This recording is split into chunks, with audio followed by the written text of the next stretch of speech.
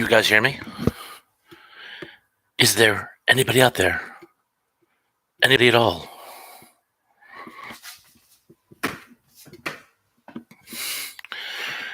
Aha!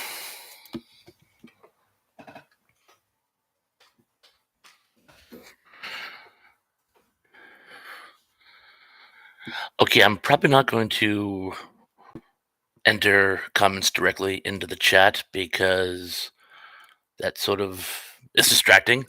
I will respond to everything verbally. Corey White, got you? Can you guys hear me okay? Danny as well? I'm as clear as mud. Okay, let me try. Is that any better? Superplex in the house. Wonderful. Let's see. Is my microphone, it says it's on. Oh, Superplex says yes. Hope. Oh, excellent. Good, good. Apparently, just a case of reconnoitering the mouthpiece. Shouldn't I be your mod? Oh, Danny, you will always be my mod. You are the mod squad. But today I want to do my first solo live chat, so to get my sea legs, as it were. Trust me, you'll want me to get all these foolish mistakes out of the way before we actually do our first live chat. uh, okay, very clear. Oh, good, even clearer. Which is more clear than I normally am. Oh, wow. Let's see. Trey Thorus Myers in the house. She says, hello, Tracy. Steve from the Life and Set Ending. Hello, Steve. Mr. Led. Hey, Thrash. Congrats. Hello to you, too. Oh, John H. says, I hope the weather's okay on the Cape now. Oh, yes, very good, very good. A little bit of rain, but we were doing. Oh, Danny, I thought you were a robot for a second. But thank you for the nice emojis. But John, yes, the weather was just beautiful today. Actually, sunny and nice and clear. It's getting a little cold now. When the sun goes down this time of year, that's when we see it's cold. Um, Dave couldn't make it tonight. Superplex.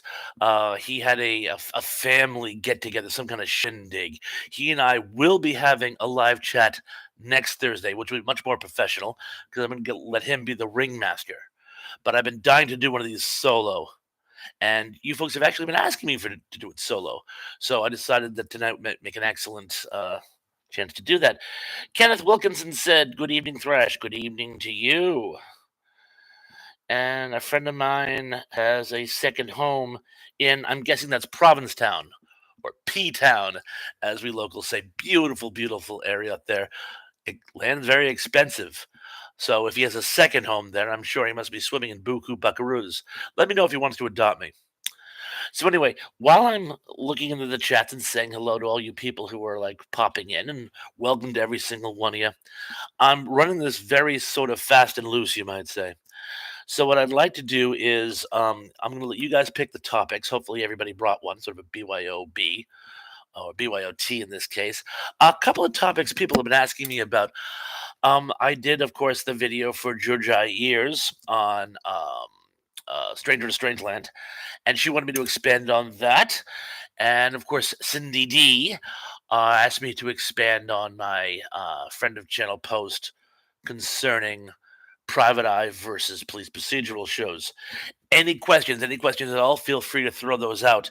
And Mr. Led, you and I were having something of a very nice chat comparing and contrasting what each of our favorite episode or installment, I should say, of Invasion of the Body Snatchers was. Perhaps we could get some mileage out of that. But anyway, I just want to make sure I'm not missing any important. Now I see why Ian keeps me around. It's really hard to ramble endlessly and also keep track of what people are saying in the chat. So I'm going to. How did you get started, T Pons? You know how I got started? As I'm sure many of you know, Massachusetts kind of got whacked early in the whole COVID thing. A bunch of kids came back from a trip to Are You Sitting Down, Italy, and they infected Boston, and Boston spread out for the entire state. So Massachusetts shut down early. We locked down everything. It was basically grocery stores and liquor stores is about all you had. Thank goodness for the liquor stores. But I was bored out of my mind. I'm in hospitality anyway. That was the first thing that got shut down. I'm bored out of my mind. I'm trying to think of something to do. And I pull out my old phone and I go, I've always wanted to post something on YouTube. And I made this like 45-second post where I just said, hi, everyone. And I'm like, you know what? If I actually knew what I was talking about, I might have some fun with it, possibly even get monetized. So it all started basically as a response to COVID, you might say. Did you see where I left off? What's on the agenda? Oh, Mr. Led, the agenda is anything you guys want to talk about tonight, by the way. I am game. Oh, you like, it's Buku Buckaroos, but I like Mucho Buckaroos as well. It is Cinco de Mayo. Happy Cinco de Mayo, amigos. So Mucho, so you would say Mucho Dolares in that case. Oh, and Daily Dan said he's sharing this up. Thank you so much. Ooh, Life and Set Ending has an excellent question. Rockford File or Columbo? I know everybody loves Columbo, but I would actually go with the Rockford Files. Um, my grandfather, God rest, loved the Rockford Files, and he and I used to watch that together. So I have fond memories of watching the Rockford Files with him. But in a question like that, no wrong answer. Oh, Corey's comedy channel. He has some great dad jokes as well for all you folks out there, by the way. He hit the like button. Thank you for reminding me. Folks, hit the like button. Oh, Flicksnacks and Knickknacks. Hey, bro. Hey to you too, Flicksnacks. Great to see you. Great to see you. We've got to work on a future collaboration when you have the time. Let's see.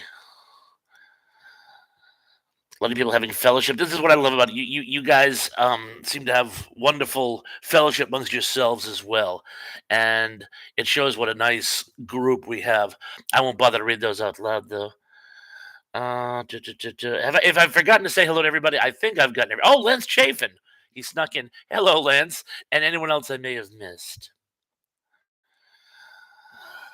Oh, Kenny Wilkinson says you should talk about Doctor Who and Buffy the Vampire Slayer. Is it true about those two? Probably not now. Excellent. Well, of course, as many of you know, I'm a sci-fi fan. I'm a sci-fi. I'm a sci-fi fan from way back when, and have been a Doctor Who fanatic since I was in single digits. Personal favorite, of course, Tom Baker. But I like most of them from the original franchise in one way or the other. And of course, Buffy the Vampire. How could you go wrong? A mix of modern horror and comedy.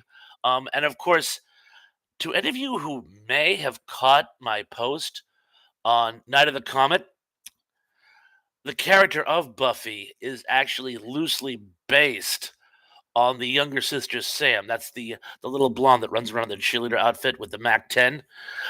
I guess Josh Whedon, when he saw the movie for the first time, developed a huge crush on Miss Maroney. Frankly, I did too. And he envisioned the idea of a sort of a take back the night warrior who was basically a cheerleader with martial arts and automatic weapons. And you know what? It worked. To any of you who haven't seen Night of the Comet, it was originally supposed to be entitled Night of the Astro Zombies, which I think would be a better title. And it was part of the 1985 sort of zombie renaissance. There were three key zombie films that came out that year. That one itself, Day of the Dead, which was the last of the original trilogy of the Romero classics, and of course, Return of the Living Dead, possibly one of my favorites. I mean, a horror comedy where punk rockers fight zombies. I'm not going to say who wins, but take a wild stabbing guess. Uh, so there you go, Kenneth. I have talked about both of those things. Uh, let's see. I'm going to try. I don't want to skip anything. So, and since I kind of want to off the rails there, I'm going to try to pick up where I left off. Um, talk amongst yourselves while I'm doing this. Oh, John Collins in the house. I'm here. We can begin now. Yes, John. Now that you're here, we can certainly begin. Oh, John H is a good one. Thresh, did you like any short-lived and or I'm assuming classic game shows? There was a very short-lived, but very funny and entertaining game show I liked called Beat the Geeks. This is probably no surprise to you. What they would do is they had four very intelligent on a specific subject personnel. One was a movie buff, one was a music buff, one was a TB buff, and then they would bring in like a fourth, specifically Star Wars, Star Trek, anything along those lines. And they would pit guests up against them. And the more questions you could beat them at, the more prizes you would win. And I thought it could have gone on indefinitely. It sadly, I think it only ran for 2 seasons, but it was wonderful. As far as long-term game shows, Match Game is probably my all-time favorite. But how could you not like Hollywood Squares? Oh, Liz Chuffin, Kelly Marino. Marino? He says Kelly Mulroney. I believe it was Kelly Mariano, but we all know who I'm talking about. That's the young blonde from Night of the Astro Zombies, better known as Night of the Comet. Superplex always trying to counter me, says Zombie 1979 was the best by Fulci. Of course, when one talks zombies, one has to talk about Fulci and his Italian zombies. But again, I always go back to '85 because that's really what triggered the renaissance of modern zombie entertainment. Tracy Rosmeyer says, I got to see that movie. Now, I'm not sure which one she's talking about, but any of the ones I'm talking about, I'm sure you'll enjoy. John Cullen says, Bob, are there any famous people that are thespians which you have met in person? A few. In fact, I was just talking the other day about how in my man cave, more commonly referred to as the bridge, I have a uh, autograph by Miss June Lockhart. She was down visiting family or something on Cape Cod, and I was flying out to see my father. And I saw her there, and I'd been a fan of hers since I was in preschool. And my mother's like, "Why don't you go ask her for an autograph?" And I was like, debilitatingly shy as a child. I know you'll find that hard to believe. And after about half an hour of coaxing, I finally went over, and she was incredibly sweet and nice and approachable and gave me the autograph. And when my mother told her that I had been lollygagging because of I was embarrassed to ask for the autograph, she gave me a very nice pep talk about how you should never be afraid to go up and talk to celebrities. I've also met a number of them through when I worked for Suncoast, the video store. They used to throw I guess we'd call them conventions. And I met Michael York and Linda Blair and Vern Troyer and a few other people there. I should probably do a post on that too, by the way. It could be entertaining. Superflix says, which Heather T-Pons, Locklear or Thomas? Again, no wrong answer, but I would have to go with Thomas. And yes, I had that poster when I was 13, 14 years old. Oh, Superflex says Michael York and how lousy he was to you. You really want that story? Okay, I'll tell that story. So, Austin Powers 2 had just come out. And of course, the studio wants us to promote it. So they organize an autograph signing. They have Vern Troyer on one side of the auditorium and Michael York on the other. Now, Vern Troyer is great, but bear in mind, my generation, I've been a fan of Michael York since I was like in first, second grade. He was, of course, in the Musketeers and any number of other great stuff. So while the line for Vern Troyer's autograph was out the door, there's like 4 or 5 people wanting Michael York's autograph, but I'm like starstruck. And I go up and I wait my turn and I go up to him. And then the truth of the matter is, celebrities by and large, they hate doing these shows. It's time away from stuff they'd much rather be doing. They have to cope with fawning fans. And so I go up to him and I go, "Oh, I've been a fan of yours since I saw you in The Three Musketeers." And he goes, and I'm not making this up, he goes, "Oh, is that so?" And I'm just going to stand there like, now, I didn't expect we to go out for drinks or anything, but I was expecting like a little appreciation. And I'm like, I'm going to go get Vern Troyer's autograph now. And I hopped in line there.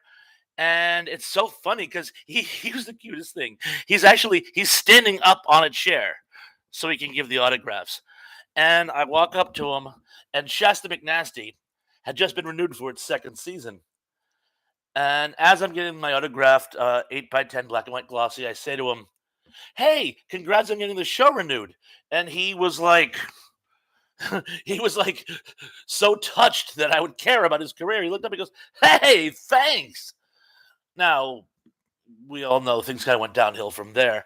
But Vern Schroyer was an incredibly nice person. And I wouldn't say Michael York was a bad person. He just didn't care if I lived or died. But anyway, Superplex, that's as the saying goes, that's the story. Anyway, moving forward, I think I've skipped a lot of people now going on and on about it. Oh, look who's in the house. Lisa Fields. Hi, Lisa. Good to see you. Oh, by the way, Flick Snacks, I have this vague memory of seeing kind of an interesting question of yours. I can't remember because I was scrolling down. Please feel free to repost it. And any of you else, yes, John H says RIP Vern. Anyone else who has a really cool question that I've missed, please post it there. Holy cow, the unapologetic geek has joined me. Pawns, in my best Kirk shout. Yes, live long and prosper to you, Tug. It was so nice of you to join me tonight.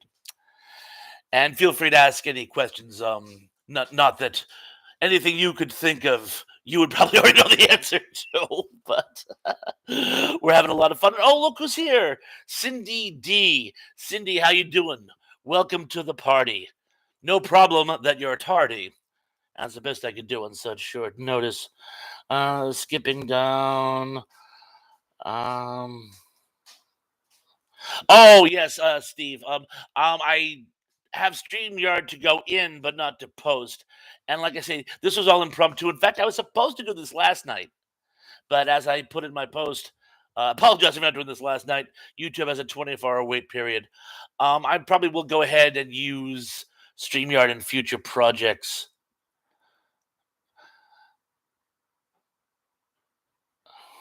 Oh, the unapologetic geek says, "Nice to be joined to you. Thank you so much." Uh, the Super says, "Ponzes, Ponzes, Ponzes." Yes, I got the reference. Oh, here's one. John Collins says, "Bob, if you could develop a documentary on some non-entertainment topic, what would be the topic, and why is it near and dear to you?" A non-entertainment topic. Everything I talk about is entertaining. I would probably do it on warfare, either the world wars or the campaigns of the Roman Empire. Uh, I'm a huge history buff, and I gobble up anything Roman Empire. But the world wars have always been fascinating to me as well. As to the whys, I'm not entirely certain. I think when I was a kid, I was always fascinated by stories out of the classical period, and Rome is sort of the classical period on steroids. Oh, Denny Staten says, "If I actually find Bigfoot, I'll be out of business." That's why you're dragging your big feet, as it were. Let's see what else we got here. Oh, Superflex says, "T-Pons, tell us your real feelings on the Andrew Griffith Show. Remember, Dave is not here." I like the Andrew Griffith Show.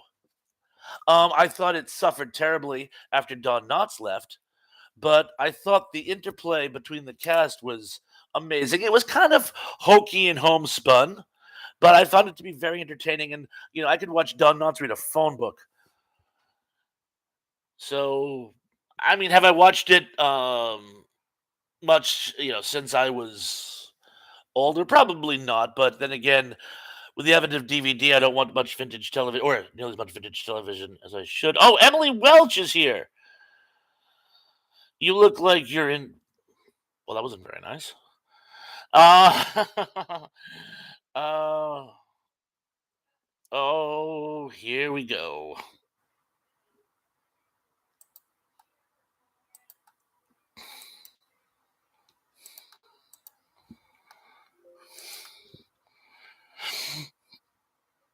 Give me a second here, folks. Talk amongst yourself.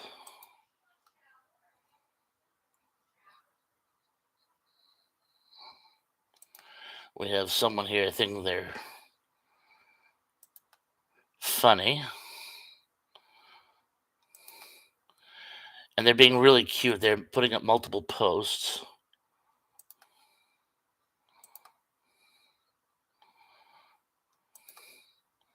Well, we'll get them, won't we?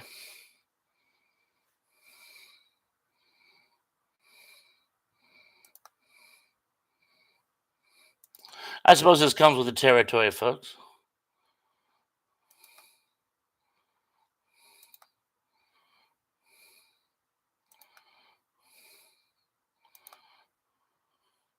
Yes, thank you, Tracy. Troll alert. Hopefully that's it. Now, from now on, be nice. Now I'm going to skip down, and while you guys were all about it,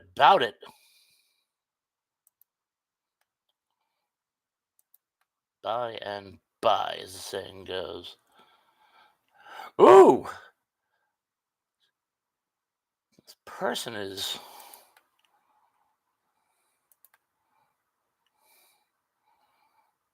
came to play.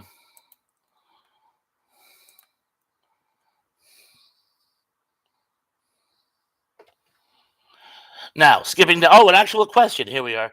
John Collins says, Bob, knowing that you're highly intellectual, what was your favorite PBS show when PBS still meant a darn? That's an excellent question. Of course, in my area, PBS is where I found my first Doctor Who episodes. But probably my favorite PBS, speaking of intellectual, is probably Monty Python. I love my Monty Python. If you want to go something a little more highbrow, I would go with Masterpiece Theater. Because speaking of which, that Roman history we're talking about a little while ago, that was where I got my first exposure to I Claudius, which was not my first experience with Roman history, but it made it more approachable. Zublik says, let's go on with the show. Couldn't agree with you more. Skipping down.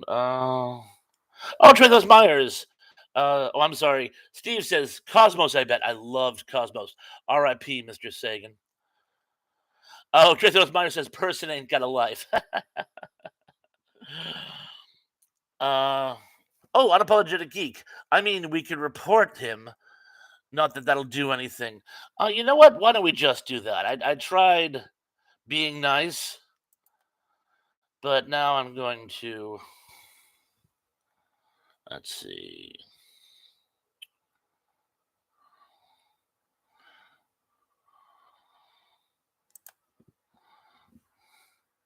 There we go.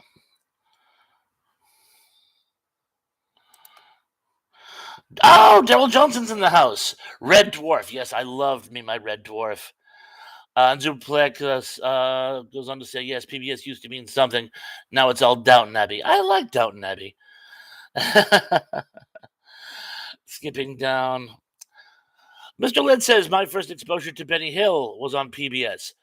Oh, really? We had it on a local channel, not PBS, but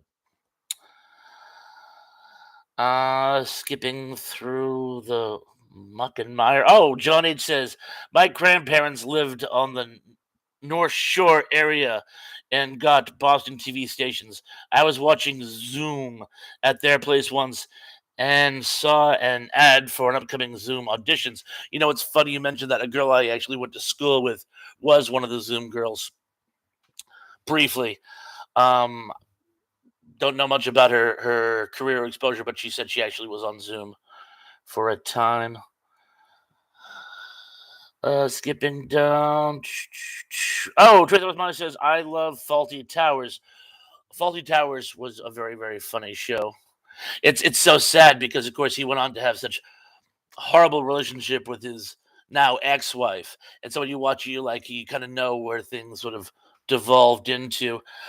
John Collins says, Bob, do you enjoy the stylings of Neil deGrasse Tyson? I have seen him do his version of Cosmos, and I think he does a very competent job. But for me, it will always, always be Carl Sagan. Oh, Lisa Field says, I loved Zoom. I did too. I used to watch it with my uncle. Oh, here we go. Cindy D says, What's your favorite cop show versus detective show? I'll address that to the floor if anybody wants to throw theirs out. My favorite cop show would have to be, of all time, has to be Hill Street Blues. As far as my favorite private detective show goes, you know what? I'm going to stick with the Rockford Files. Let's see. Oh, Denny Steen says, "This goof is your punishment for not giving me wrench." Well, let the baby have his bottle. Oh, Johnny says, "Very cool thrash. Do you remember her name? It was Kim. Kim something or other. I'm going back over 30 years. So no." But it was a Kim. Um, Lynn says, "It's okay, Thrash. I got them." Oh, well, thank you. Like I said, I did my reporting and blocking thing, but apparently whatever you did was more effective. It's always good to have friends in high places, sometimes low ones as well. Um, Moving down, forward. Zuplik says, "I remember the show Civilization. I don't remember that show. It sounds intriguing. I played the computer game for days on end, but I don't remember this series." Mr. Lid says, "One more try, Thrash. Do you like Space 1999? Try as many as you like." And I loved that show. I love that show. Like the first season, but I like the one with Maya, the shapeshifter. I like the later ones with her even better. Truth of Maya says, "I was a Zoomer." I don't know if that means she was on the show too. I assume that she was a fan of it. And here's one. Do you remember the Hodgepodge Lodge? It came out around the same time. It was this very cool sort of crunchy lady who lived in a cabin and would tell kids about nature. The Unapologetic Geek says, "You can't replace Carl Sagan." No, you certainly can. Oh, and Life and Editing says, "Billions and billions of stars." Life and Editing says, Adam 12. How can you not love Adam 12? Darnell Johnson agrees. Oh, and as far as his favorite private eye, Peter Gunn. Ooh, Superplex. NYPD 1967 to 1968, as opposed to NYPD Blue. Oh, and Cindy D says Columbo and Miami Vice. Both excellent installments. Let's see.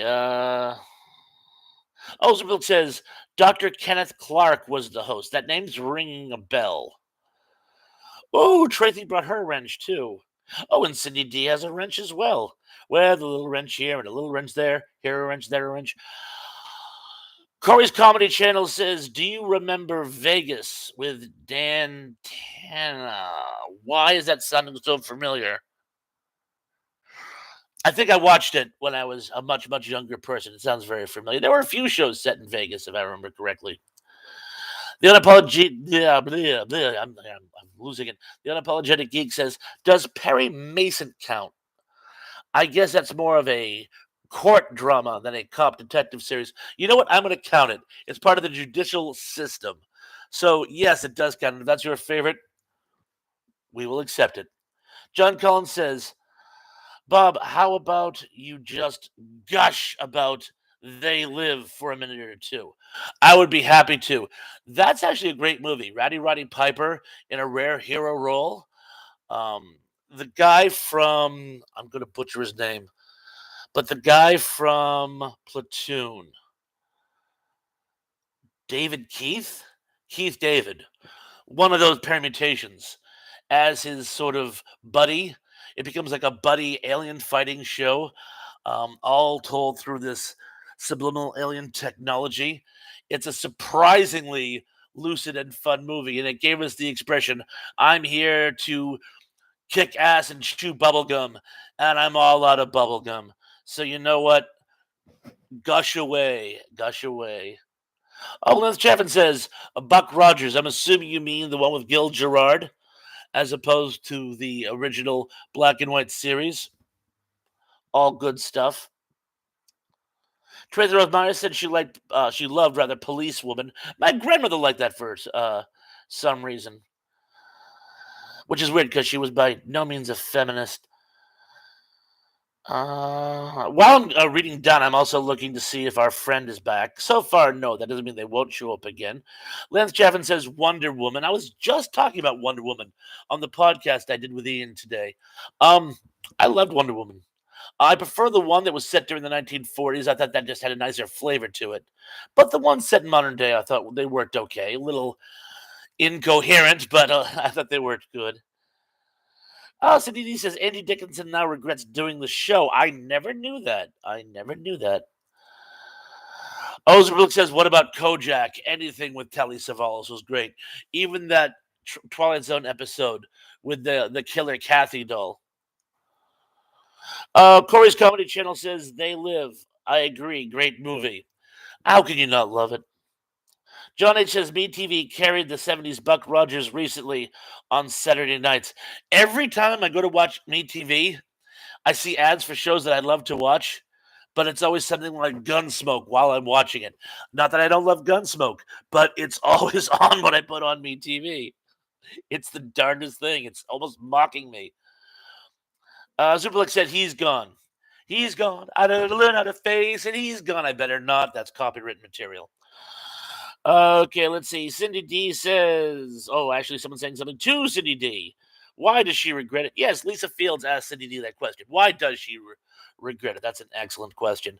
Lance Chaffin says, V, the series. Now, do you mean the mini series or the TV series it was based on or the recent remake TV series, which isn't even canon? I loved the miniseries, both of them. I tried to love the TV series, and I don't know. I didn't warm up to it. And then ultimately, the remake, I wanted to love it, but it was. I think it would have worked better if they'd called it something different because it wasn't V. It was a different alien invasion concept, and I think it's like the Columbia TriStar Godzilla movie. If they called it Big Iguana Eats New York, it would have been fun. They called it Godzilla, and it was not. So call things what they are. Skipping down, John Collins says the fight scene they live between the two of them is worth the price of the DVD itself. Yes, it is. It's one of the best fisticuff scenes in American cinema. Mr. Lid says They Live had the longest fight scene sequence in movie history. I knew that. I had forgotten that, but yes, I knew that it was actually in the Guinness Book of World Records at one point. Must still be. Lisa Field says, I seen you have the movie Nine. I do too. My daughter and I love that movie. I thought it was great too. I don't know if any of you guys caught this. I did a recent, as promised, 100 subscriber extravaganza where I reviewed Are You Sitting Down 100 movies in a 24-hour period. Now they're what I call my rapid fires, where it's just like a boom, boom, boom, boom. But what I did was at random, I pulled 100 movies out of my collection and did 10 posts, each of 10 movies in a 24-hour period. And one of them was Nine. And yes, I love that movie. Kenneth Wilkinson says, I loved Plan 9 from Outer Space. Your stupid little minds. Stupid, stupid. That's all I'm taking from you. Yes, of course. I love Plan 9 as well. The Unapologetic Geek says the reboot of V had a decent first episode, but quickly went downhill. You know, it's funny you mentioned that. I missed the first installment. I actually caught up later, as I always do, and so I probably missed the best installment. Oh, Hungry Jerk says hi, everyone. Hello to you, do Hungry Jerk. Glad you could make it to the party. Feel free to interject a question, preferably something relating to movies, TV, science fiction, literature, war films, or anything else you want to talk about. Trailer Myers says Plan 9 was on Svengoolie several times. It was. I actually saw Plan 9 once as part of one of those midnight movie packages where they put a bunch of schlocky movies together. It's always fun to see that with a bunch of people. Hungry Jerk says This is my first pawn stream. This is my first pawn stream too. I've never done this before. This is all entirely impromptu, off the cuff. I'm learning as I go. I just learned how to take care of my first spammer, troll, bot, uh, uh, red mafia villain, whatever they were. We got them together, didn't we, guys? Go us. Uh, Daryl Johnson says Queen of Outer Space. I was just talking about that movie with somebody. I can't remember why I was talking about it, but the unapologetic geek says Asimov, Clark, or Heinlein. You have to choose Heinlein. I've always had a weak spot for Heinlein, which you probably slightly picked up on my Stranger in a Strange Land post. He was just such a character, in addition to being such a sci-fi author. I just, I would now again. There's no wrong answer, but I would have to choose Heinlein. Okay, John Collins says, Bob, is there any way you could or would be willing to stitch all those reviews from your 100 subscriber Ganza into one video? Would it flow well? It's actually funny. I must confess. Initially, what I did was, in case you people are saying, well, doesn't have a real impromptu feel to it, I had actually taken the 100 movies, stacked them on my desk, and ran through them from 100 to 1 right then and there. And it kind of went off the rails. Not only were there a number of flubs more than I felt comfortable with, you could kind of tell I was getting a little loopy. And that's why what I decided to do instead was do it in blocks of 10. But what I did do for just such an emergency. If you go to my channel, I now have playlists, and one of my playlists is the extravaganza from 1 to 10. So you can actually watch them all as one super duper grouper extravaganza and tell me what you'd think. But feel free to comment on each one individually and like and all those other nice things. Oh, Lance Kevin says Buck Rogers is on Tubi TV Thrash. Thank you. Every now and then I get really nostalgic. I love the ones with Gary Coleman. I know some people think those were the silliest, but I love the ones with Gary Coleman. Superplex says, how many comic books do you have? I'd say probably the neighborhood of 300. It's slightly less than it was before, and I'll tell you why. My number one nephew has now hit a patch where he's really into comic books. Started collecting, I'd say, within the last year or two, and likes vintage ones as well, as we all did. And of course, to him, a comic 35, 40 years old is like, so I've actually sent him a selection of some of my vintage comics just as a way of here'll get you started there, son. He'll probably end up inheriting the rest of them down the road too, but I do have slightly less than I used to, but 300 I think is a safe number. Someday I'll pull the lockers out and do it would probably have to be more than one post, but I'll do kind of a glance through and show you what I've got. Let's see. Zupalik says opinions on the Alien series. I love the first two. Absolutely love the first two. The second two had their merit. Didn't love them as much. And I kind of tuned out, particularly after Alien versus Predator. I wanted to love Alien versus Predator, and I didn't. And while everybody says you really should see the Prometheus franchise, I haven't. Someday I will. But the first two I think are classics. Oh, no kidding. Dale Jones says, I like the first two Alien movies. The others sort of passed. Great minds think alike. Oh, Hungry Jerk says, I got you beat, Pawns. Who doesn't? Life has me beat. Life Inside Ending says, I miss the lighthouse. Isn't that the society for people who are visually impaired? Let's see. Oh, this is a goodie. The Unapologetic Geek says, do you have a favorite Godzilla movie? Ooh, yes, I do. It is the original King Kong versus Godzilla. I just love that movie, even with all the little quirks and uh, glitches people point out in it. It's just it's just a fun romp, and I love the two monsters fighting each other. So yes, that has to be my favorite. Hunger Jerk says a 40-year-old comic is new. Well, I started late. Yes, when I was a kid, I would have loved to have got my hands on some of the old EC comics and even earlier, but I lack the do re mi, so I started with ones that are contemporary. But to a kid nowadays, a 40-year-old comic book is a 40-year-old comic book. Just like back in '85, a comic book from World War II would have been pretty impressive. You have to think long term, don't you? Mr. Lid says, "Gee, Thresh, will you be my uncle?" Sure. You're my number two nephew, Mr. Lid. Uh, Lance Chevin says, "Hey, Geek Godzilla: The Final Wars.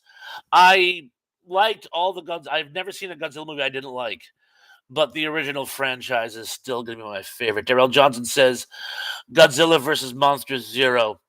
Um, Great movie, great movie." Hungry Jerk says, "I love most of the Toho stuff. I love all the Toho stuff." Let's see what else we got. Oh, Jill Carter's in the house. Got my Remind magazine today in the mail. Excellent, excellent. It's so good to see you. The unapologetic geek says, "Heck, Lance, I love it when Godzilla smacks down the overgrown iguana." Lisa Field says, "Me too, Thrash. King Kong versus Godzilla." Uh, Skipping down. Kelly Wilkins says, "Good evening, Jill." I hope that means she's joining us and not leaving us. Uh,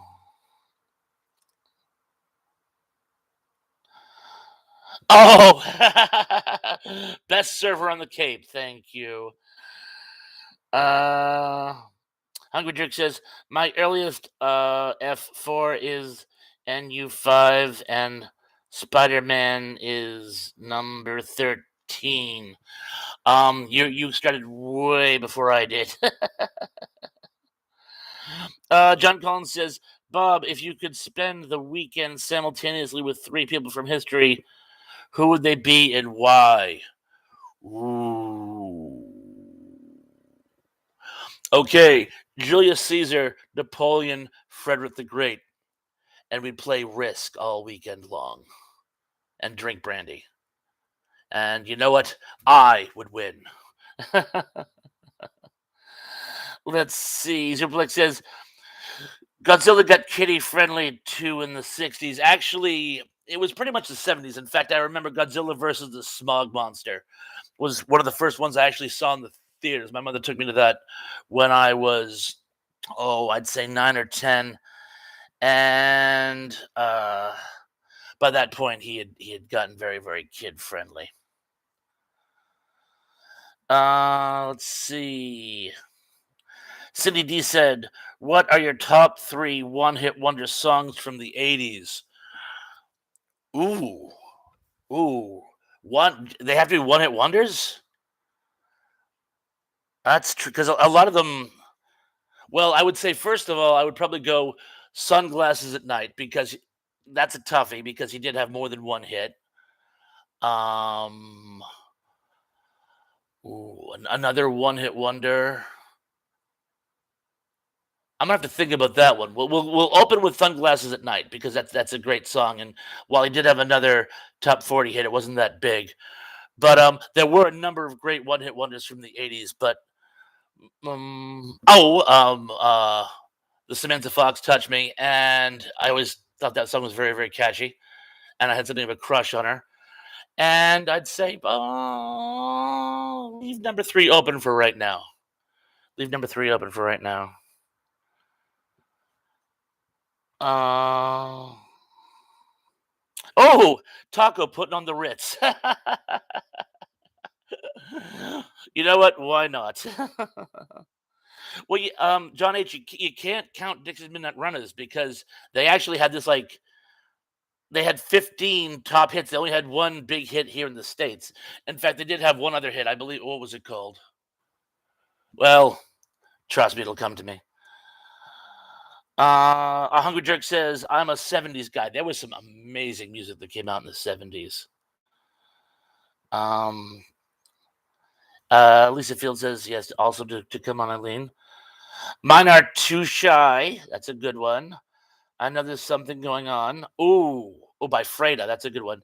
And In a Big Country. We'll accept all of those. And Les Chafin says, John H. Dexy's Midnight Runners. Apparently, there are a lot of people for and against Dexy's Midnight Runners. The unapologetic. I can't say your name in quick fashion. The unapologetic geek, there we go, says Rock Me Amadeus. Falco actually had a number of hits back in the 80s. So you can't, if you're gonna do like a German singer, you'd have to go oh, who was the guy? He did the song Major Tom.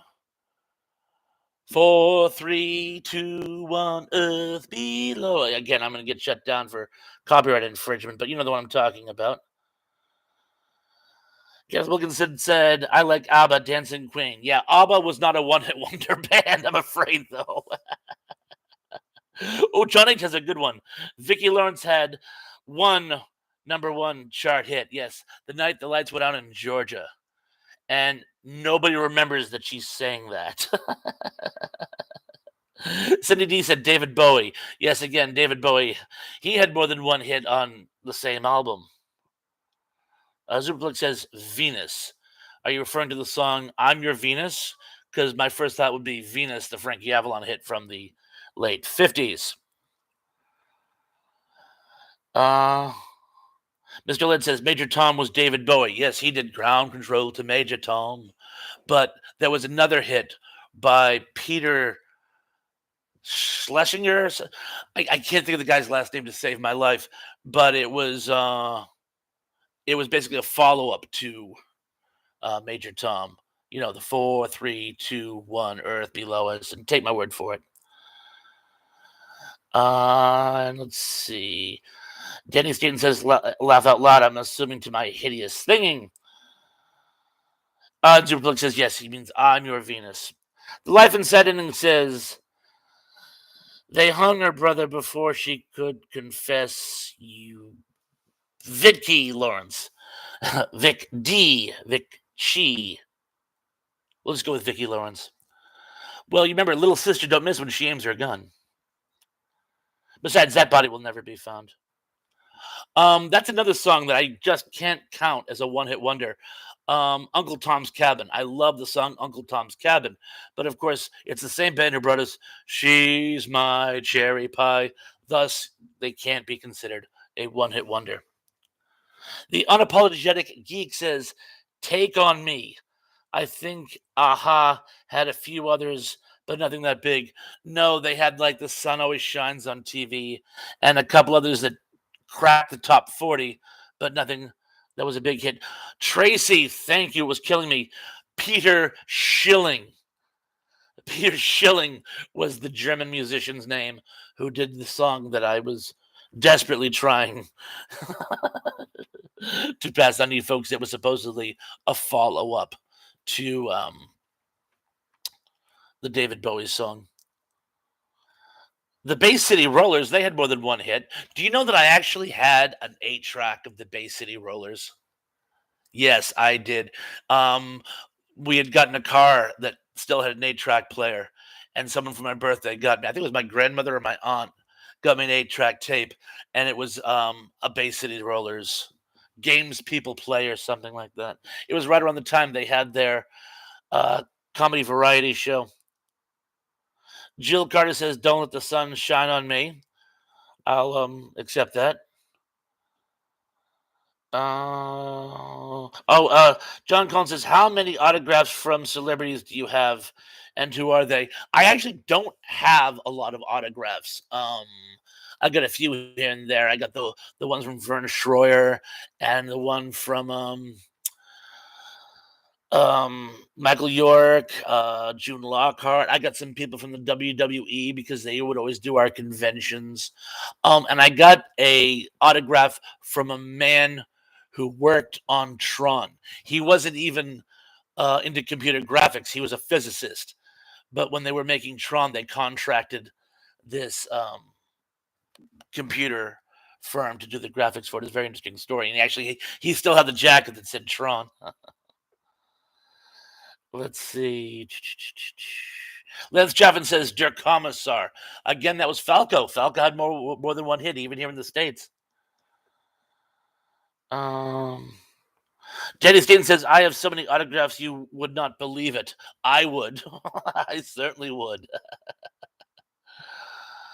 And let's see. If I have this, I've missed a few you folks out there. If I did, please forgive me. I've been like trying to scroll through, read, and be cute and clever at the same time. Not to mention watching for bots, spammers, and negative vibe merchants alike. So anyone I may have missed, please forgive me. This is a shakedown run. I'm surprised it's gone as well as it has. To be honest with you. Um, Lance Javin says Twilight Zone Golden Earring. If you're gonna go with Golden Earring, go with um, Radar Love. That was my favorite song by Golden Earring. Corey's Comedy Channel says, "Do you remember Snotty Scotty and the Handkerchiefs?" Just kidding. I was actually like thinking. I go, "Is this like a Dr. Demento group?" It sounds like something that would have been on his radio show, The Unapologetic Geek. I'm getting better. I had to look it up. Falco did so many great songs. I had no idea. Hey, Tug, it's okay. I'm just glad I was able to enlighten you on one occasion. Teresa Rose Meyer says, "You're welcome," and gives me a rose because, of course, every rose has its thorn. Um, Cindy D says that was after the fire, not Falco Thresh. Ooh, touche. Yes, after the fire did a version of Der Kommissar in English, and they had no other hits in America. So I will accept that. Apologies. Life and Sad Ending says, I met John Phillips at a record show and got his autograph. He was nice. Jill Carter says, I have baseball autographs. And Lance Jeffin says, when the bullet hits the bone, because we were on our own. John Collins says, do you have any thoughts on the movie Awakenings? Obviously, I have quite a large soft spot for it. I don't think I've seen Awakenings. 1,000 apologies, I can't watch them all. Corey's Comedy Channel says, hee. Yeah, you got me. Superplex says, rah, rah, Rasputin. Is that a new song by Lady Gaga? Danny Staten says, my mom was a photographer and got autographs from everyone. I just inherited all her stuff. I'm going through it all this week. Good luck, have fun, and again, we're very, very sorry for your loss. Lance Chavin says, Mickey, Tony Basil. Do you know I was just talking about Tony Basil the other day? In fact, I was just talking with Steve, by the way. She, in addition to her musical career, she was also a choreographer in some of the old beach movies. And if you look closely in the background, she actually did a lot of the background dancing in these beach movies with her best friend, Terry Garr, and actually acted in some other movies as well. Little trivia for you there. Oh, the Unapologetic Geek says, I love Awakenings. Such a great film. And a great Oliver Sacks book, too. Oh, Truth Rosmeyer says, I'm thinking of starting a YouTube channel for my business. Is it hard to create one? If I can do it, anyone can. Cindy D says, but that's the one hit wonder at Lisa Fields. I never heard his version. Oh, Corey's Comedy Channel says, "Great stream, buddy." I think for my first live stream, my first solo live stream, I think things could have gotten a lot more tragic. But thank you very, very much. Praise from Caesar. And yes, I'm looking forward to doing more of these in a more polished variety. Very, very, very. You guessed it. Very soon. Oh, Les Jevin says yes, Tracy. Please do. Yes, I'm sure we will all profit from it. Oh, when you say okay, Lance, what am I, chopped liver? No. And so, oh, by the way, I don't know if you guys noticed, I made a post not too long ago where I mentioned some other possible topics coming up in the not too distant future. What would you guys like to see me do? Do you want more dad jokes? Do you want more film reviews? Um, do you want me to just pontificate more? What is it that I can bring you guys that you would like and you think others would like? Clearly, I'm doing something right. I'm moving forward, but I want to sort of parlay the most effective, you might say. Uh, City D says, "This is great, Thrash. We love it." Oh, thank you so much. I'm going to blush. The Apologetic Geek says, "I have to leave, but you're doing a great job, Thrash. I think this is definitely a successful live stream. Thank you so much. And I'm looking forward to seeing you again very, very, very, very soon. Have a great night." Oh, John Collins says, "Bob, you must see Awakenings before you die. It is a Robin Williams and De Niro, and they are very, very Zenith best. No apologies to Goodwill Hunting." I'm okay. The movie's coming back to me. I have not seen it, but I know the one everybody is talking about. It was ringing a bell, but I couldn't. Oh, Cindy D says, "I like the 80s song lyrics. Please use my suggestions." I do too, and I will. In fact, I was actually thinking of doing, I don't know if you guys think this might be a little on the nose, but doing song lyrics, but on a certain theme. I haven't quite worked out what those themes are, but like, a Halloween theme or um, lost love themes or, just 10 songs in a various theme and the forgot lyrics therein. Lisa Field says, "I like it all, Thrash Pondo. Nice variety." Thank you. And you know what? I kind of think that's the best way to go too. Don't keep doing the same thing over and over and over again. Do different things here and there, and people will tune in just for the variety. Corey's comedy channel says dad jokes are always awesome. Yes, but yours are better than mine. But thank you. Praise from Caesar. Uh Hungry Jerk says TV or old school topics pawns. Well, I'm a fan of both of those, so I will compile stuff on those as well. Daryl Johnson says bad sci-fi movie reviews. I could do those all day, which you can see from my 100th anniversary. Mr. Lid says, "Thrash, you haven't touched on the body snatchers.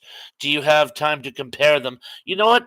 Yeah, yeah, sure. I mean, I don't want to go too far over an hour, but I think I could.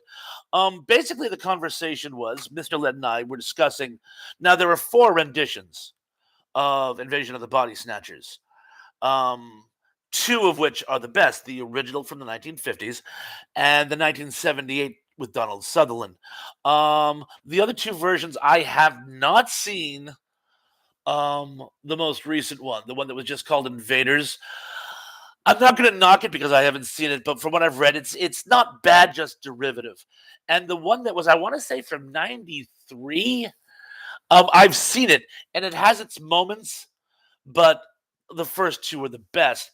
And I even speculated that I thought the '78 version narrowly edged out the original. Mr. Led thought I was off my rocker. But I will say this: you have to admit a couple things. First of all, the production value in the '78 was a bit higher.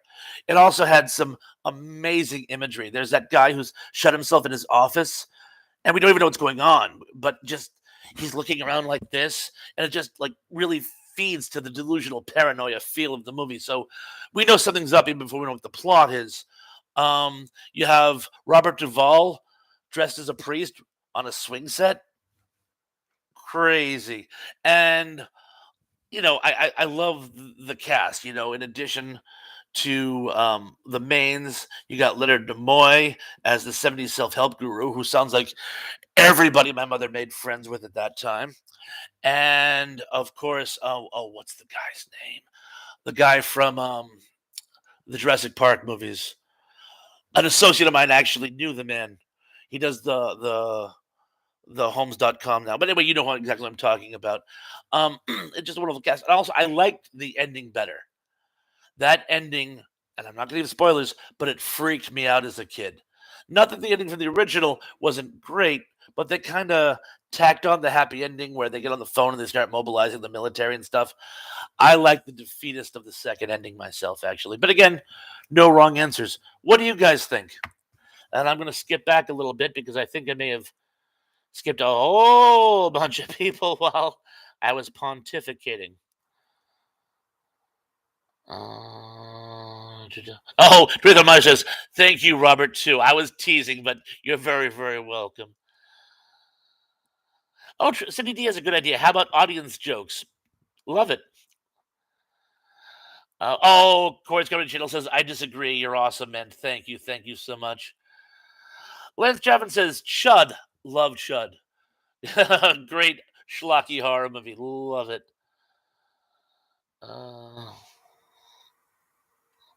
Uh, John Collins says, Bob, thank you for being brave enough to do your aftermath of the Academy Awards jokes video. You're very, very, very welcome. Hungry Jerk says, David Sundstrom changes things up all the time. He certainly does. And as you people have probably noticed, I've taken a lot of hints from Dave. He has been my guru, my mentor, and all this. Oh, Daryl Johnson has a joke. A skeleton walks into a bar and orders a beer and a mop.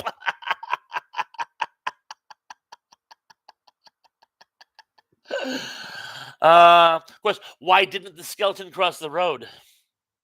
No guts. Oh, City D has a bonus Chris Rock joke. What are Chris Rock's favorite? Oh, I'm sorry.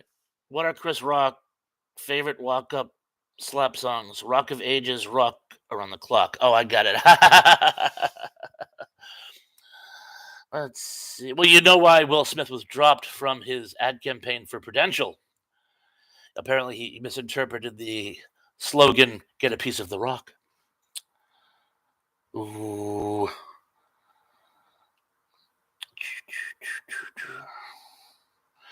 Thank you, Mr. Lit. Jeff Goldblum. I'm sorry, I think I have COVID cloud of the brain. Things that would have normally popped right into my head. But yes, Jeff Goldblum. And again, an old associate of mine actually used to work in Greenblatt's Deli, where Jeff Goldblum used to frequent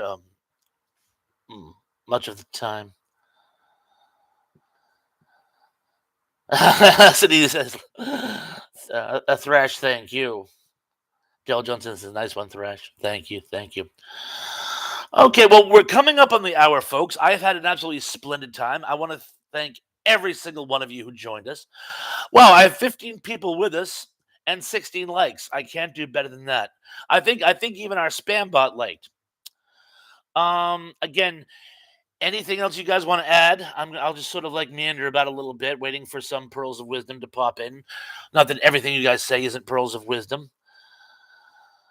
But again, anytime you guys have future comments or suggestions for things you'd like me to do, I'm still doing reviews, or shall we say posts, personalized for my fans. And